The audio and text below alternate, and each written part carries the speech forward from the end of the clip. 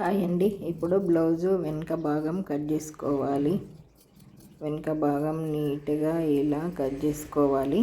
ఇలా కట్ చేసుకున్న తర్వాత ఇది పక్కకు పెట్టేసి ఇప్పుడు హ్యాండ్స్ ఫోల్డ్ వేసుకోవాలి. హ్యాండ్స్ ఫోల్డ్ వేసుకున్న తర్వాత ఇప్పుడు మన కొలత బ్లౌజ్తోని హ్యాండ్స్ పొడవు హ్యాండ్స్ డౌను చూసుకొని మార్క్ వేసుకొని ఇప్పుడు హ్యాండ్స్ కట్ చేసేసుకోవాలి.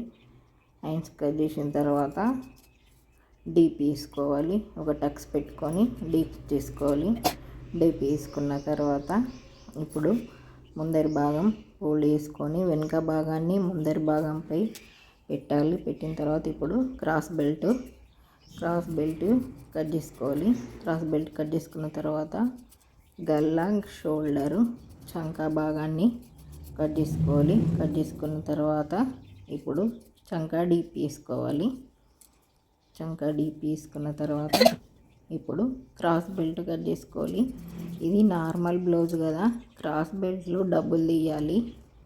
ఇది వెనుక భాగం వెనుక సైడ్ క్రాస్ బెల్ట్ వేసేది.